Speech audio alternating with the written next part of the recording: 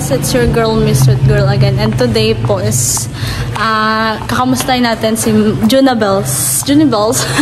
And kakamustahin natin ang daily routine niya dito sa bahay ni Kalinga Prab. Mang June, nasaan ka po? Yung utang ko kay Ate Lisel, babalik ko. Naghiram po kasi ang 50 pesos since naubusan po ako ng pera nung nakarang araw, kaya po naghiram ako pamasahe. Kaya ayan po, babalik rin natin. And ayun, naabutan ko po si Mang June, naglilinis ng aso po. Ayan. Ayan. Hello guys, si Kalinga Mang June ay naglilinis ng aso. Ay, sila Darius to, no? Ito, galing sa duty. Wow, papaligo. Buti pa yung aso naligo na. Huy! Nagpapaligo ka ng aso. Kasi para malango. Isang ginagawa ko na ako. Wait, aabot ako. Pinapaliguan na rin ako ni Mang June. Hindi pa daw kasi ako naliligo. Kasi ang tubig dito malakas ang tubig. Ganyan ginagawa. Hi Darius! I miss you, Darius. Si Darius, kaya nga. malambing na niya sa Malambing nga yan. Dati pa yan eh. Yun ang araw-araw ko yung natin ginagawa. Naligo na yung kahapon. Kaso magpapaligo ako kasi naiinitan araw-araw ko. Oo nga. Minsan, ito ang ginagawa niya eh. Ginagandang niya. Niniwisit-wisit niya. Kasi naiinitan. Oo. Yan, na-pressure na ulit si Darius. Oo. Bago man yan. Kasi araw-araw napapaliguan. Oo nga. Hello Darius. Kilala mo pa ba ako? Delilah. Hi Delilah. Si Delilah. Si Delilah ayaw ko magpapaligo eh. Ayaw maligo. Ay nga, ayaw ako. Nag-resist siya. Nag-resist ko. Ayaw niya. Ba't ayaw mo maligo? Minsan ganyan yan, ayaw mo papaligo. Ay! Sa umaga, ganito ang ginagawa. Papaligo ng aso, nagtatanggal ng mga tuli ng aso. Kanali yan, fix my yun. Iinalala mo ng aso mo yung kuya, at tatatlo na lang. Ito, si Delilah, si Darius, at si Troy. Si Troy? Oo, si Troy na lang. Yung nasa labas? Oo, yung malaki yung ulan ito. Mamaya, makikita mo. Yun ang mga aso nila. Yun ang mga aso nila. Hi Delilah. Back po sa my channel, Mang June. Subscribe niyo po si Kalingap Mang June. Ayan. Opo. Bago lang pang channel ko, Kalingap Mang June po. Follow niyo po ako at ihanin niyo po ako. Subscribe. Opo. Yan, press na naman si Delilah. Fresh. Sana all fresh. Ako kasi haggard na ako eh. Ayan. Tapos na. Yehey. Bago. Malilinis ba yung aso yan? Oo nga. Kasi naliligo sila lagi. Tinalo pa tayo. Ang mga kasi pinapaligo ako. Oo. Madali kasi kuminit. Naiinitin kasi yan. Initin. Oo. Pinapapin yung tubig. Nainit pati dito sa pwesto yata. Oo, mainit yan. Oo. Mainit. Ayan. Anong ginagawa ko? Ginagawa ko lang araw-araw yan. At na naman tayo sa kay Troy. Okay na. Ito po ang aso ni Kalinga Prab. Kasi ako po nagpapaligo araw-araw.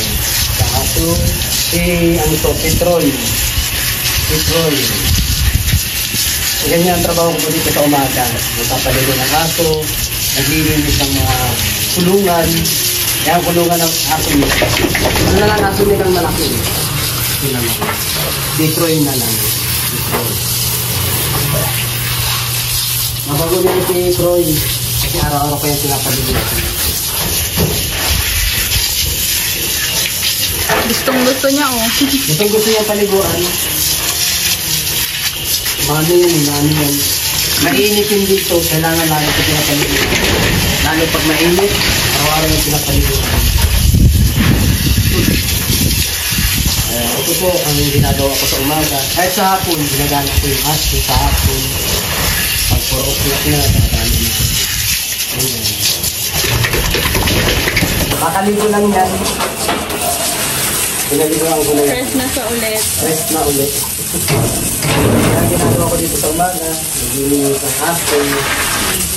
Nakakatuwa po at napakasipag po ni Mang Jun and kakatuwa. Tingnan nyo yung aso, guys. So, kilala na talaga siya ng aso. Kilala ko ng aso. Mabait yan si Troy. Yan daw po ay si Troy. Troy yan. Malaking aso ni Kalinga Prab. Yan po. Aso ni Kalinga Prab.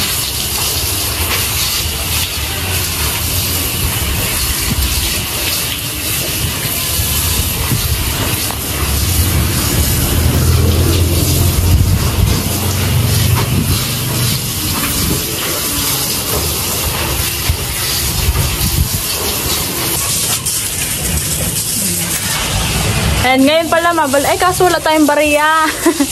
Yung 50. Ay, pagkalabas ko, Mang Jun, sabay na tayo paglabas ko po. Ayan po, si Mang Jun. Napakasipag po. At syempre, para sa family niya, sa anak niya po. Ayan. Anong grade na ba ng anak mo, Kalinga Mang Jun? Mang Jun Junables?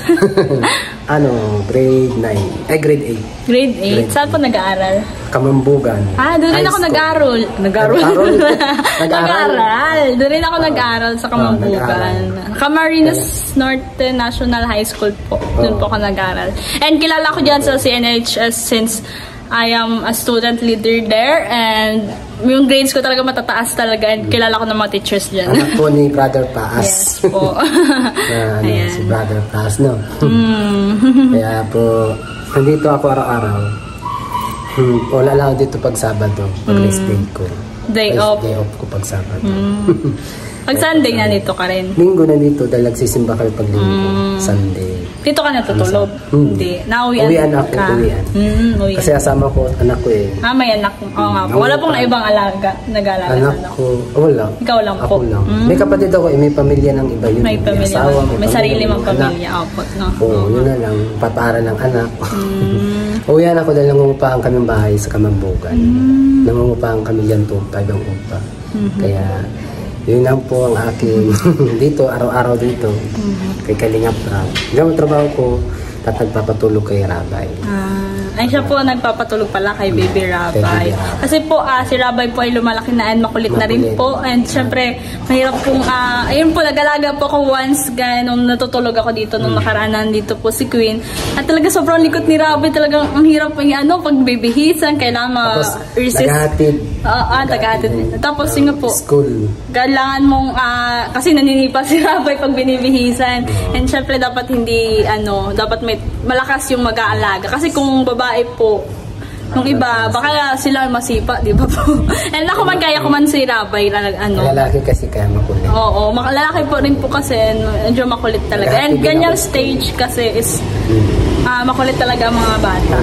Eh, siya rin po naghahatid, nakasama po namin siya maghatid nung nakaraan. Yung sa reels ko po, baga nakita nyo, siya po yung naghatid kay Baby Rabay. Kami po yung naghatid ng Rabay. Yan, kami dalawa ni Ate Jack. Yan. Kasama po siya maghatid ni Baby Rabay. Pogi ni Mang Jun dyan, no? Sino ka dyan, Mang Jun? Hindi nagsuklay eh. Pero pogi pa rin, no? Moreno si Mang Jun, no? At lagi po kayong manood ng Meet Chris, Rajen. Ayan, sa mga love team po, support nyo po ang channel ni Kalinga Prab. Kaming dalawa ni Beshi. Sila yung yung impersonator ng Jonah Bells and Meet Chris. Si Beshi. Sila po yun. Roro June. Roro June ang Love Triangle. Love Triangle. Tatlo sila. Abangan nyo po yan lagi sa channel ni Kalinga Prab. And abangan nyo po episode 19 ng Mikri. Hello guys, tinulungan ako ni Mang Jun. Bigat ba Mang Jun? Parang pinalayas. Pinalayas nga ako. Kasi yan? Pan-duty po. Malaman yan mga pan-duty, stethoscope, mga damit. yung pang duty. Ayan, thank you Ma'am June sa pagtulong. Alis na po ako. Pagpapawarya kasi kami guys nung sa 50 pesos na hirap po nga kay Ate Lisel. Mang nalugod na. Mang Lisel. Ma'am June, ayan. Sasamahan niyo po ako. Tara, Mang June. Thank you po, Mang June. Eh, magpayong kami. Payong tayo. Sa init. Kasi, Tingnan niyo siya, parang binisik niya yung pagdala niya eh. Bigat na bigat ako niyan eh. Ikaw, mag-ian lang man sa akin. Wow! Wow! Nag-gym din daw si Mang June. Medyo nag-gym pag nandiyan sa likod. May mga barbell dyan maliliit. May maliliit. Binubuhat-buhat ko po. Dati kasi may barbell dyan si Kuya Rap. Yung maliliit. Sa loob na meron din bakal. Para malaking malakas. Macho din. Opo, nag-gym din ako. Gusto ko lumiit yung tiyan ko eh. Ang tiyan ng nakakapansin ko. Laki na. Parang buntis. Laki eh. Aray ko. Bait talaga ni Mang June, no? Anong oras pasok mo? 4 po. Ay, 4. Masaan ka muna? Doon po sa friend ko, magpa-plancha. Oo, nga pala. Gusto to. Tapos yung pero may pampalit. Opo. Ito na yun. Panjuti na po yan. Nakaputi po ako. Paplantya mo yan din? Opo. Kasi gusto tingnan nyo naman. May mancha pa oh. Nagkaroon ng lipstick. Nagka-lipstick na. Parang kinis ko. Kinis ko. Naano ko yata kanina nung nagbibihis. Ay, kanina. Opo. Tayo. Thank you so much guys for supporting us. Kalingap team, support nyo po. Kalingap Mang June and of course Kalingap Rob, Ate Jack, Tito Bal Santos Matubang, Ate Edna. And yan po, thank you so much po. Bye bye guys. It's your girl, Mr. Girl. Love you all. God bless us all.